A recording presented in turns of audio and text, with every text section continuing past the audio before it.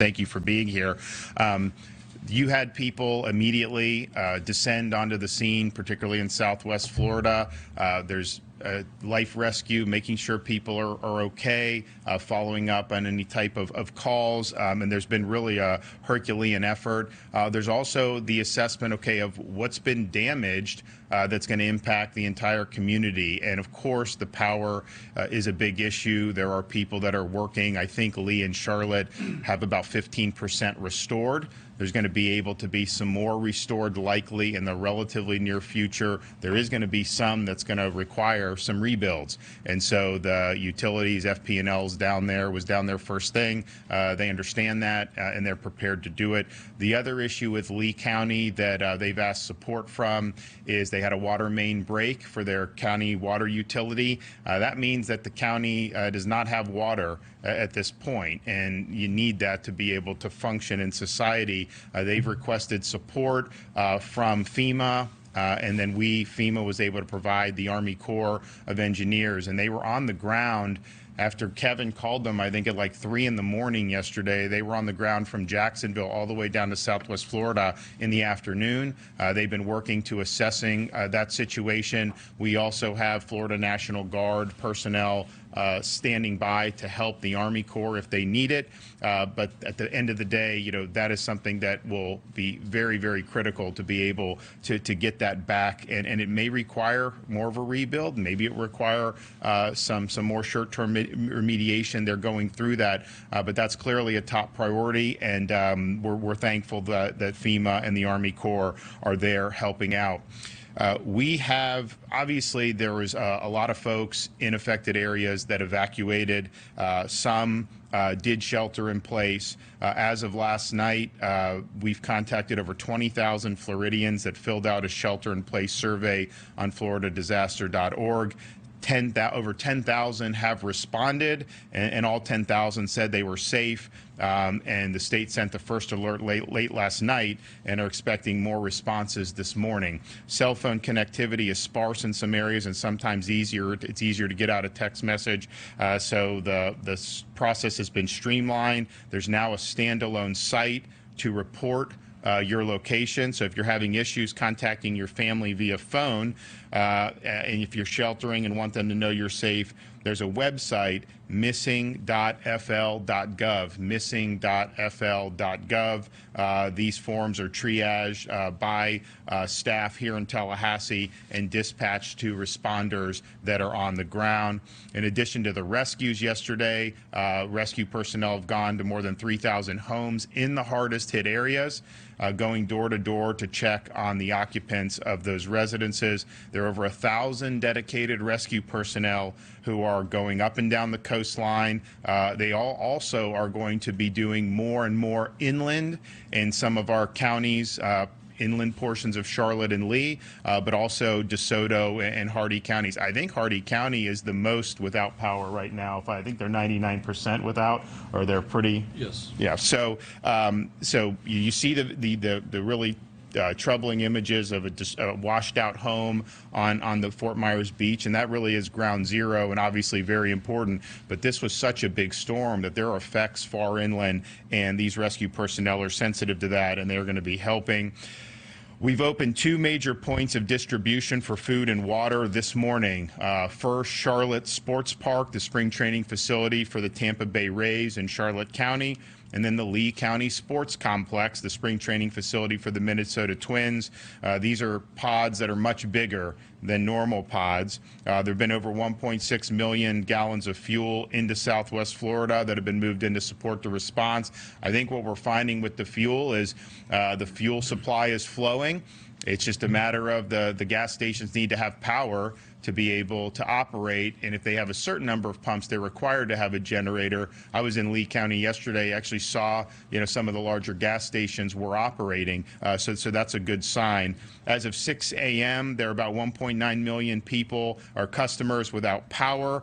Right now, the hardest hit areas are Hardee, 99% without power as of this morning. Charlotte and Lee both have 85% without, and DeSoto is at 80% without. Sarasota, Collier, Manatee, close to half of the customers there are without power. Hillsborough and Pinellas, 15 to 18% are without power. And these crews have been on the ground since it was safe to do so, and they are working 24/7 to be able to restore power all throughout the state of Florida. And that's over 42,000 linemen and associated personnel that are on the ground. FDOT has had over 1,300 people on the ground. They've cleared more than 1,100 miles of roadway. I was happy to see the traffic flowing in Southwest Florida. Obviously, there's some structural problems in some of the bridges leading out to Sanibel and Pine Island, but by and large, there were toss and clear operations. The traffic is flowing in Southwest Florida, probably better than would have been anticipated so soon after such a major hurricane, so we appreciate that. They've also inspected and reopened 800 bridges across the state, and this includes 67 high priority bridges inspected and reopened in Lee, Charlotte, Sarasota, and Manatee counties. Pine Island, Sanibel, those are going to be rebuild efforts. The Sanibel Bridge had breaks in multiple parts of it. It was not where the water and the pylons were. Those held up very well. It was where you had it on some of the sandbar, and that basically just got washed out from underneath. In the meantime, and Kevin can talk about this, you know, they're going to be running barges to be able to bring more heavy equipment onto the island to be able to help with the response. The first responders that have been there, by and large, coming in via air, you know, they do have some equipment, but they're traveling lighter just to be able to go and get to people as quickly as possible.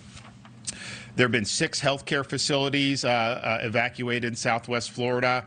They were having problems with water or problems with power for an extended period of time.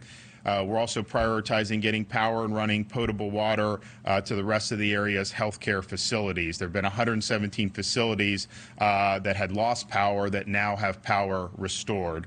The ports, Tampa Bay, Miami, Everglades, they are reopened for fueling, and I think between today and tomorrow, all the ports in the state of Florida up and down both coasts will be operational. Food and water, massive amounts, and Kevin is sensitive to the water situation in Lee, so I'd say this is an extraordinary amount of water that has been staged and is continuing to be brought into the area. So FEMA has activated their individual assistance program. So if you're in need of help of recovering in those affected counties, you can go to disasterassistance.gov or call 1-800-621-3362. 1-800-621-3362. 34,000 people have already registered with FEMA. Make sure if you are looking at claims on your property, you document that, take photos, make sure you have it. We want you to be able to be made whole as quickly as possible. There will be, in conjunction with FEMA, the state of Florida, and the local communities, what are called disaster recovery centers. You know, those will be set up very soon, and that will be a place if you need help with things like individual assistance, you can go. Although, you know, Gracia will point out you don't need to go there. You can do all this online. There's also going to be insurance villages set up under the leadership of CFO Jimmy Petronis. You're going to have a lot of flood insurance claims as a result of this. You know, you will have some wind claims as a result of this, and it's our view that, you know, these claims need to be paid very quickly so that people can get back on their feet. I want to thank the First Lady for spearheading our efforts for Volunteer Florida and Activate the Florida Disaster Fund, where people can donate. If you want to contribute, you will be joining a lot of people who've done a lot of money, and we now have over $12 million with, you know, 24 to 36 hours after the storm hits. Pretty incredible that's happened. If you want to go to floridadisasterfund.org, floridadisasterfund.org. More than 12 million has come in, and there's a lot of interest to do a lot more. Why is that important? You know, FEMA has certain things they can do via statute regulation, but if it falls outside of that, they just can't do it. That's not the way it works. And so when you enlist private organizations, they can be a little bit more nimble. they can tailor their response to maybe some of the more unique needs that citizens may have. And obviously, you have people that have been dislocated. You have people that no longer have homes, and so there's going to be a wide variety of things that they're going to need in the coming days, weeks, and months. Volunteer Florida. If you want to volunteer your time, visit www.volunteerflorida.org to find volunteer opportunities. I think this is one way where you can really make an impact, and I know people really appreciate all the outpouring of support. I want to commend the folks that we were able to meet with down in Southwest Florida.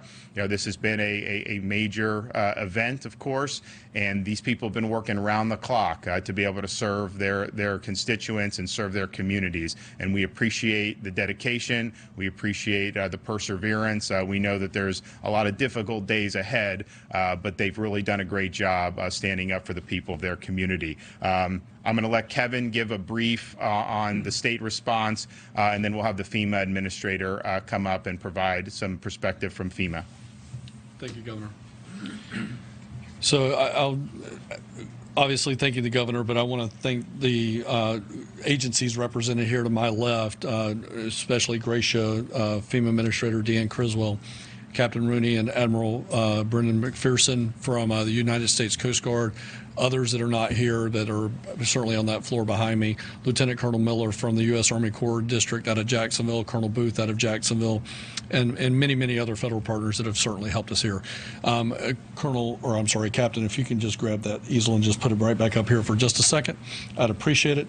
I wanted to thank them before I covered them up with a sign here in just a second. So, all right, so let's talk. We're right in that 72-hour area of search, secure, stabilize that I talked about yesterday.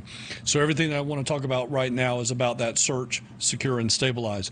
So we continue to have our fire rescue partners, search and rescue, going in there and conducting the what we call the hasty search, and then they're coming back and do their primary search, and then they'll do a secondary search. So again, I think it's very important for everybody to know that as a part of the search and rescue element, over a 72-hour period, there's actually 3 searches that are conducted. That hasty search is just very quick, see if they see any survivors that are alive or in a traumatic situation, and they start to move those individuals to safety. That's been conducted.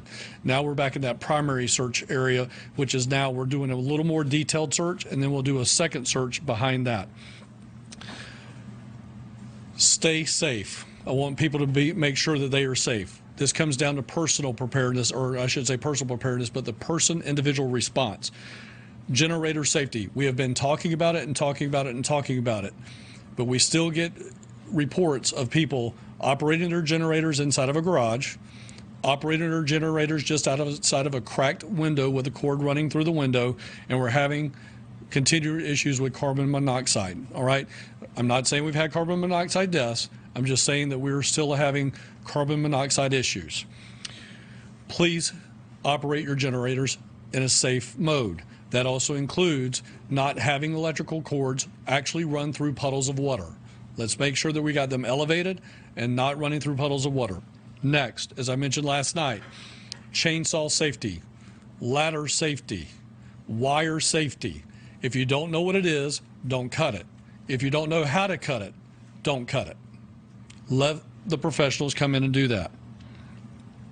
We have more than 2,000 resource requests from our impacted local partners, and more than 1,700 are in process or completed. I think there's a very important bullet to note here. A lot of counties put in mission requests for bulk food and water when we had a 45, 50 county disaster. Now we have counties starting to cancel their food and water. So when we say 2,000 and 1,700, we have this 300 gap. I want people to understand there were 2,000 mission requests. We're filling 1,700. Some of those are going to be organically canceled because they're not impacted at the county level. We've mobilized more than 14,000 gallons of diesel to Fort Myers for a water plant to provide water to nearby hospitals. We've deployed 2 for Hernando County Fire and 2 Hernando County Sheriff staff to use drones for photography and video of flooded areas in DeSoto County. And I want to make sure that I take this time to say thank you to our restoration crews who have been able to take 500,000 individuals and get them power back. We're down to 1.9 million in the power restoration area that still need to be restored. Again, thank you to our first responders. I want to bring in, we're starting to get some questions about food and distribution points. So I'm going to ask Brian to give me this, this graphic that we've made here. And I think this is important for a couple of reasons. We talk about a family personal preparedness plan. And state officials giving an update there following Governor Ron DeSantis' news conference speaking about the latest devastation and recovery efforts. Thank you for watching. Go to newsnationnow.com to find News Nation on your television provider. And don't forget to click the red subscribe button below to get more of News Nation's fact-driven, unbiased coverage.